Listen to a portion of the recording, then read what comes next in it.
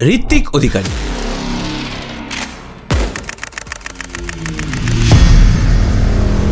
বারোটা individual YouTube channel, monthly কয়েক কোটি ভিউজ আর 3টে ইন্ডিভিজুয়াল বিজনেস। একটা অতি সাধারণ ছেলে যে বাংলা ইউটিউব কমিউনিটিতে বছরের পর বছর ধরে রোস্টিং থেকে শুরু করে blogs, podcast, meme review, tech review সবকিছুই করে চলেছে বাংলার 1 নম্বর ক্রিয়েটার হয়ে ওঠার জন্য। আর যার ফলে বহু মানুষের ভালোবাসাও যেমন পেয়েছে, তেমনই অতীতে অনেক কন্ট্রোভার্সির শিকারও হয়েছে সে, এবং যার কারণে অনেক হেটও পেতে হয়েছে তাকে। বাট এত এক্সপেরিমেন্ট, এত নতুন চ্যানেলস আর এত এফোর্টস দেওয়ার পর কি আর সত্যিই সে বাংলার 1 নম্বর ক্রিয়েটার হয়ে উঠতে পেরেছে, নাকি এত এক্সপেরিমেন্ট করার ফলে একটা স্টেবল আর একটা লয়াল অডিয়েন্স বেস বানাতেই পারেনি সে? That means Ritwik Adhikari is a jack of all trade and master of none, নাকি he is a marketing genius যে তার এই ভাস্ট অডিয়েন্স বেসটাকে তার বিজনেস দুটোকে প্রমোট করার জন্য কাজে লাগাচ্ছে? তোমার মতো আমার মনেও এই সমস্ত প্রশ্নগুলোই বারবার আসছিল। সেই কারণেই লাস্ট 1 সপ্তাহ ধরে ঋত্বিক অধিকারীর ওপর আরো ডিপ অ্যানালিসিস করে আমি আমার এই সমস্ত প্রশ্নের উত্তর খুঁজে পাই। তাই আজকের এই ভিডিওতে সেই সমস্ত বিষয় নিয়ে আলোচনা করেছি। তাই ঋত্বিক অধিকারী আর তার কন্টেন্ট এম্পায়ার সম্বন্ধে ডিটেলসে জানতে হলে ভিডিওটা শেষ অবধি দেখো।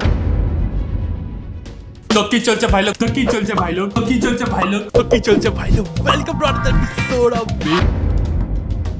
আজ থেকে প্রায় 6 মাস আগে আমি ঋত্বিক অধিকারীর ওপর একটা ভিডিও বানিয়েছিলাম, যেখানে আমি ঋত্বিক অধিকারীর কেরিয়ারের স্টার্টিং, তার স্ট্রাগল, তার সাকসেসের আর্লি ফেজ, দেন তার সাথে হওয়া কন্ট্রোভার্সি এবং অনেক এক্সপেরিমেন্টের পর পাওয়া ফাইনালি তার সাকসেস নিয়ে ডিসকাস করি। বাট এতগুলো সাকসেসফুল চ্যানেল বানানোর পিছনে তার আসল কারণ কি ছিল সেটা নিয়ে ডিসকাস করিনি সেই ভিডিওতে। আর তাই আজকের এই ভিডিওতে আমার সেই 6 মাস পুরনো ভিডিওটা আপলোড হওয়ার পর থেকে ঋত্বিক অধিকারীর কেরিয়ারে যা যা হয়েছে সেই সব কিছু নিয়ে ডিসকাস করবো। তাই এটাকে আগের ভিডিওটার সেকেন্ড পার্টও বলতে পারো তোমরা। আর এই ভিডিওতে আমি ঋত্বিক অধিকারীর কেরিয়ারের সম্পূর্ণ অ্যানালিসিস করে এটা বোঝার চেষ্টা করব যে সে আদৌ এত সবকিছু করা সত্ত্বেও আজ সে বাংলার 1 নম্বর ক্রিয়েটার হওয়ার যোগ্য কি না। তাহলে চলো দেখে নি যে লাস্ট 6 মাসে ঋত্বিক অধিকারী তার চ্যানেল, তার কন্টেন্ট আর তার বিজনেসে কি কি চেঞ্জেস করেছে। যদি তুমি ঋত্বিক অধিকারীর চ্যানেলটা ক্লোজলি ফলো করে থাকো তাহলে দেখবে ফার্স্টলি হালকা ফাইন্যান্স নামে তার ফাইন্যান্স চ্যানেল এসছে, এরপর তার প্রোডাকশন চ্যানেলের হিন্দি চ্যানেল এসছে, এবং মোস্ট ইম্পর্টেন্টলি তার প্রোডাকশন চ্যানেলের ভিডিও এখন বাংলা হিন্দি 2 ধরনের ল্যাঙ্গুয়েজে শোনা যায়, যেটা ঋত্বিক অধিকারীর আগে বাংলাতে আর কোনো ক্রিয়েটার করেছে বলে আমার মনে হয় না। আমি এই জনশূন্যহীন এলাকার জঙ্গলের মধ্যখানে কাটাতে চলেছি।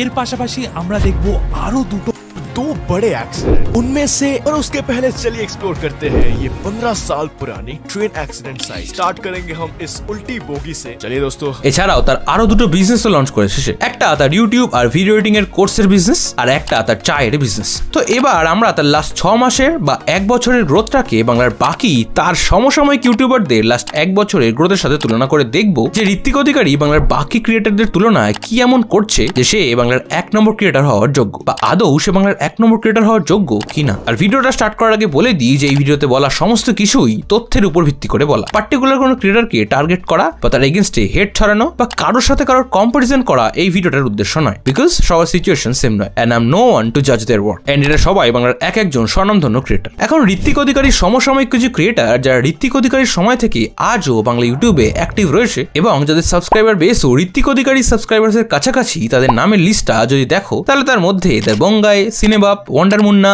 গৌরব তপাদার এই কটা নাম আমার মনে হয়েছে অ্যানালিসিস করার জন্য পারফেক্ট, কারণ এদের সাবস্ক্রাইবারসও প্রায় সেম এবং তারা বহুদিন ধরে বাংলা ইউটিউবে কাজও করে চলেছে। আর যেই দুজনের নাম নিলাম না তাদের মধ্যে একজন অনেক ছোট্ট আর একজন খুবই টক্সিক, তাই আর কি। আর এই কম্প্যারিজনটা বেশ কয়েকটা প্যারামিটারের উপর বেস করে করা হবে। যেমন ফার্স্ট, যে তারা লাস্ট 1 বছরে তাদের সমস্ত চ্যানেল মিলিয়ে কতগুলো কন্টেন্ট আপলোড করেছে এবং তার ফলে তাদের চ্যানেলে মোট কত ভিউজ এসছে। সেকেন্ড, যে তারা কটা নতুন চ্যানেল খুলেছে বা নতুন টপিক কভার করেছে তাদের ভিডিওতে। আর থার্ড, তারা ইউটিউবের থ্রুতে আর নতুন কি কি বিজনেস স্টার্ট করেছে। এবার এই লিস্টের মধ্যে সবার ফার্স্টে যদি সিনেমাপের লাস্ট 1 বছরের স্ট্যাটস দেখি তাহলে দেখবো যে লাস্ট 1 বছরে তার দুটো চ্যানেল মিলিয়ে মোট আপলোডের ভিডিওসের সংখ্যা 31টা আর টোটাল ভিউজ প্রায় 25 মিলিয়নের কাছাকাছি। বাট এখন যদি তুমি তার কন্টেন্টের এক্সপেরিমেন্ট আর বিজনেসের কথা বলো তাহলে একটা দুটো ভিডিওসে সোশ্যাল ইস্যুস নিয়ে কথা বলতে দেখা গেছে তাকে, বাট বিজনেস বলতে আজও স্পন্সরশিপই করছে সে। বাট আই এম শিওর যে তাদের নিউ ফ্যামিলি মেম্বারের জন্য হি মাস্ট বি বিজি, নইলে অতীতে ওয়েব সিরিজ বা আরো ভিন্ন ধরনের কাজ আমরা তার থেকে দেখেছি, এন্ড ভবিষ্যতেও সেরকমটাই দেখবো আশা করা যায়। এরপর যদি গৌরব তপাদারের লাস্ট 1 বছর ইউটিউব চ্যাটসটা আমরা একটু দেখি, মোস্ট অ্যাক্টিভ দুটো চ্যানেল প্রেত কথা আর গৌরব তপাদার ভ্লগস মিলিয়ে লাস্ট 1 বছরে তার দুটো চ্যানেলে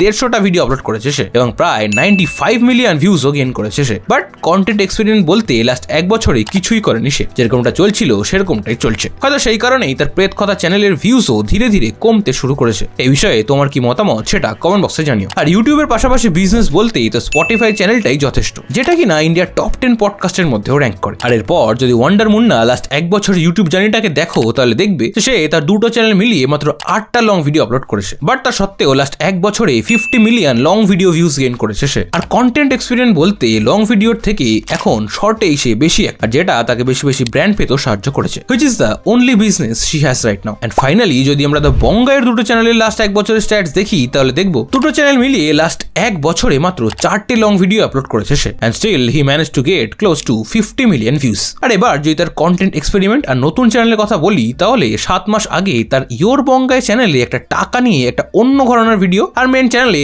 আজ থেকে 2 মাস আগে একটা মিনি সিরিজ আপলোড করেছে সে, which means he is focusing on quality over quantity as always. But তোমার কি মনে হয় না যে এবার তার কন্টেন্টের কোয়ালিটির সাথে সাথে তাল মিলিয়ে কোয়ান্টিটিটাও একটু বাড়ানো উচিত? তোমার মতামত কমেন্ট বক্সে জানাতে ভুলো না। আর তার বিজনেস বলতেই তার শর্ট কন্টেন্ট আর সেখানকার স্পন্সরশিপই কারেন্টলি তার একমাত্র বিজনেস। এবার এই সমস্ত ক্রিয়েটরের তুলনায় যদি তুমি ঋত্বিক অধিকারীর চ্যানেলের দিকে দেখো, তাহলে দেখবে তার মেইন 3টে চ্যানেলে লাস্ট 1 বছরে 112টা লং ভিডিও আপলোড করে প্রায় 80 million long video views gain করেছে সে। আর শর্টস তো ধরলামই না। আর যদি কন্টেন্ট এক্সপেরিমেন্টের দিকটা দেখি, তাহলে কখনো পডকাস্ট, কখনো ইন্ডিয়াস গট ট্যালেন্ট, কখনো হিন্দিতে টেক রিভিউ, আর সর্বোপরি তার প্রোডাকশন চ্যানেলের ভিডিওস গুলো দেখলে এক্সপেরিমেন্ট আর কোয়ালিটি কন্টেন্ট কাকে বলে বুঝে যাবে। আর ইউটিউবের পাশাপাশি বিজনেস বলতে গেলে আগে যেরকমটা বললাম যে তার একটা কোর্স বিজনেস আর একটা চায়ের বিজনেস স্টার্ট করেছে সে। এখন তুমি আমাকে প্রশ্ন করতেই পারো যে এই যে বারবার এত বিজনেস করছি, ক্রিয়েটরদের এই বিজনেস করার দরকারটাই বাকি, দিব্যি তো চলছে তাদের। হ্যাঁ, তোমার এই সমস্ত প্রশ্ন যে কেন বাংলা ইউটিউবারদের বিজনেস নেই আর কেন ইউটিউবারদের বিজনেস করা উচিত, সেটা ডিটেলসে এই ভিডিওতে আলোচনা করেছি, তাই সেটা দেখে আসতে পারো। একটা সময় ছিল যখন ঋত্বিক অধিকারী তার চ্যানেলের কন্টেন্ট আর ভিউজের জন্য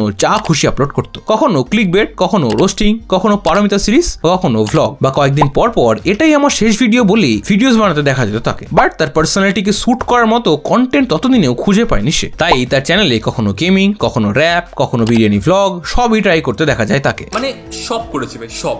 অ্যানিমেশন থেকে শুরু করে PUBG, vlog, podcast, live stream, rap, roast video, সব করেছে। বাট ইভেন্চুয়ালি সে রিয়েলাইজ করে যে সবকিছু একটা চ্যানেলে করলে না তার একটা কমিউনিটি তৈরি হবে, না তার একটা লয়াল অডিয়েন্স বেস তৈরি করতে পারবে সে। যার কারণেই এরপর থেকে শর্টস এর জন্য আলাদা শর্টস চ্যানেল, টেক ভিডিওস এর জন্য তার হালকা টেক চ্যানেল, আর মিস্টার বিস্টের মতো ভিডিওস বানানোর জন্য প্রোডাকশন চ্যানেল, আর মেইন চ্যানেলে মিম রিভিউ বা কখনো অন্য কোনো এক্সপেরিমেন্ট করতে থাকে সে। আর তার এই এক্সপেরিমেন্ট করার ব্যাপারটা যে 3টে চ্যানেল সাকসেসফুল হওয়ারই সে থামিয়ে দিয়েছে সেটাও কিন্তু নয়, কারণ আজও কখনো তার নতুন হালকা ফাইন্যান্স চ্যানেলে ফাইন্যান্স ভিডিওস বানায় সে, কখনো হিন্দি টেক চ্যানেলে হিন্দিতে টেক রিভিউ করে সে। বাট এত এক্সপেরিমেন্ট করার কারণে তার পুরোনো চ্যানেলগুলো যে বন্ধ করে দিয়েছে তেমনটাও কিন্তু নয়। সে আর তার টিমের যৌথ প্রচেষ্টায় সবকটা চ্যানেলকেই একসাথে নিয়ে এগোচ্ছে সে। আর এটা দেখেই তার বাংলা ইউটিউবে ইম্প্যাক্টফুল কিছু করার যে খিদে, সেটা খালি চোখেও দেখা যায়। তবে এখন তোমার মনে প্রশ্ন আসতেই পারে যে হ্যাঁ, ঋত্বিক অধিকারী এত এক্সপেরিমেন্ট করছে বাংলাতে, সেটা তো তার বাংলার 1 নম্বর ক্রিয়েটর হয়ে ওঠার জন্য, তাই না? যদি এই প্রশ্নটা আমাকে 6 মাস আগে জিজ্ঞেস করতে, তাহলে আমি ওর উত্তরে বলতাম হ্যাঁ। আর এটা সে তার বেশ কয়েকটা ইন্টারভিউ আর তার নিজের কিউএনএতেও বলেছে যে বাংলার 1 নম্বর ক্রিয়েটর হওয়ার জন্যই সে ভিডিওস বানায়। বাট লাস্ট 3 মাসে তার বিজনেস মডেল দেখে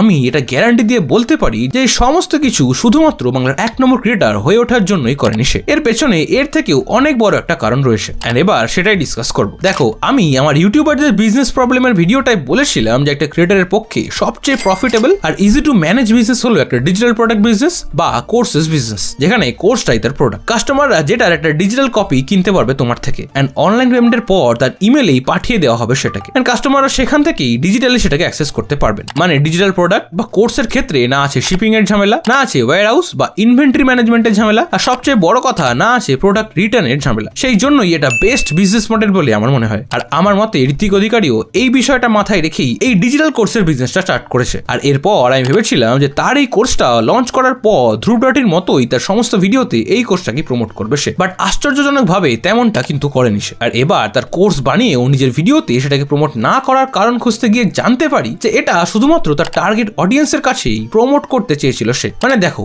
একটা এডুকেশনাল ক্রিয়েটর লাইক ধ্রুব রাঠি, যে কিনা তার প্রত্যেক ভিডিওতেই কিছু না কিছু শেখায়, সে যদি কোনো কোর্স বা স্কিল শেখার কোর্স বানায়, সেটা তার ভিডিওতে প্রমোট করলেই সে সেখান থেকেই ম্যাক্সিমাম বেনিফিট পেতে পারে, কারণ তার ভিডিওর টপিকও এডুকেশনাল আর তার কোর্সও এডুকেশনাল। আর অন্যদিকে ঋত্বিক অধিকারী তার চ্যানেলে এন্টারটেনমেন্ট কন্টেন্ট বানায়, তার মানে তার ভিডিও যারা দেখে তারা এন্টারটেনমেন্টের জন্যই তার ভিডিও দেখে, তাই তারা যে তার এডুকেশনাল কোর্সটা কিনবে সেই প্রবাবিলিটি খুবই কম। মানে তার কোর্সটা তার অডিয়েন্সের জন্য পারফেক্ট ফিট নয়। বাট একটা ছোট্ট পোর্শনের অডিয়েন্স এমনও আছে যারা ঋত্বিক অধিকারীর মতো ইউটিউবার হতে চায়, বাট তারা জানে না যে কিভাবে ইউটিউবে গ্রো করতে হয় বা ভিডিও এডিটিং কিভাবে করতে হয়, তাই তাদের জন্যই মূলত এই কোর্সটা বানাইছে। বাট এখন প্রবলেমটা হলো যে এইরকম অডিয়েন্সকে আইডেন্টিফাই কিভাবে করা যায়। সেক্ষেত্রেও একটা মাস্টার প্ল্যান লাগায় ঋত্বিক অধিকারী, যেখানে এসে তার অডিয়েন্সকে এই কোর্সটার ব্যাপারে জানায়। ব্যাস এটুকুই করে সে। এরপর যারা ইন্টারেস্টেড নয় তারা আর 5টা প্রমোশনের মতোই এড়িয়ে যায় ব্যাপারটা। বাট শুধুমাত্র যারা ইন্টারেস্টেড এবং ইউটিউবার বা ভিডিও এডিটর হতে চায় তারাই তার ওয়েবসাইটে যায় এবং কোর্সের ডিটেলস আর প্রাইসিং সবকিছু দেখে তার মধ্যে যে কজনের কোর্সটা পছন্দ হয় তারা সেটাকে তখনই কিনে নেয়। বাট তাদের বেশিরভাগই না কিনে ওয়েবসাইট থেকে বেরিয়ে যায়। কোনো এক কারণে সেই সময় তারা কোর্সটা পারচেস করতে পারে না। বাট ঋত্বিক অধিকারী তাদেরকে টার্গেটেড অ্যাডস দেখায় বাকি সোশ্যাল মিডিয়া প্ল্যাটফর্মে। আর যদি তোমার আমার কথায় বিশ্বাস না হয় তাহলে ঋত্বিক অধিকারী কোর্সের ওয়েবসাইটটায় গিয়ে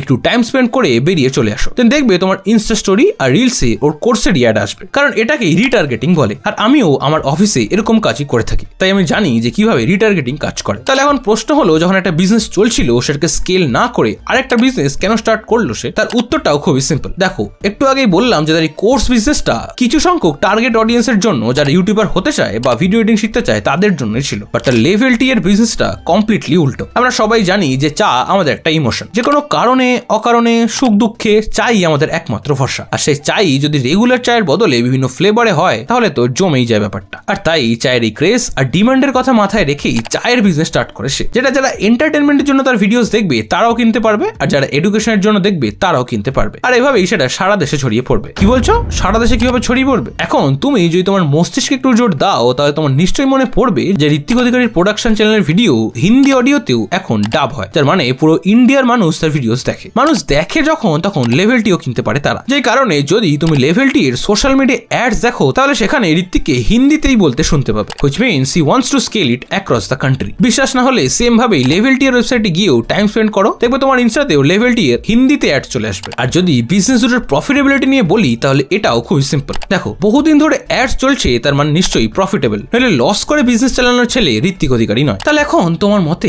ঋত্বিক অধিকারী crore crore views, 1 dozen channel, তার এত কন্টেন্ট এক্সপেরিমেন্ট এবং এত কোয়ালিটি কন্টেন্ট বানিয়েও সেখান থেকে দুটো বিজনেস দাঁড় করিয়ে কি বাংলার 1 নম্বর ক্রিয়েটর হয়ে উঠতে পেরেছে? তোমার কি মনে হয় সে কি বাংলার 1 নম্বর ক্রিয়েটর তকমা ডিজার্ভ করে আদৌ? তোমার এই মূল্যবান মতামত কমেন্ট বক্সে জানিও। আর যদি না করে তাহলে কোন ক্রিয়েটর বাংলার 1 নম্বর ক্রিয়েটর হওয়ার ডিজার্ভ করে সেটাও কমেন্ট বক্সে জানিও। আর আমার এই ভিডিওটা ভালো লাগলে লাইক শেয়ার করার পাশাপাশি চ্যানেলটাকে সাবস্ক্রাইব করে দিও, কারণ আমার এই চ্যানেলে 20,000 সাবস্ক্রাইবার্স হলে আরো একটা সারপ্রাইজ থাকছে তোমাদের জন্য। আর নতুন চ্যানেলটা সাবস্ক্রাইব করার জন্য কি তোমাকে আবার মেল করতে হবে? যাও এক্ষুনি কি করে আসো। আর এখন যদি তুমি বাংলার বিরিয়ানি ব্লগারদের ডার্ক রিয়েলিটি সম্বন্ধে জানতে চাও তাহলে এখানে ক্লিক করে চলে আসো। তোমার সাথে আমার দেখা হবে ওখানে। টাটা।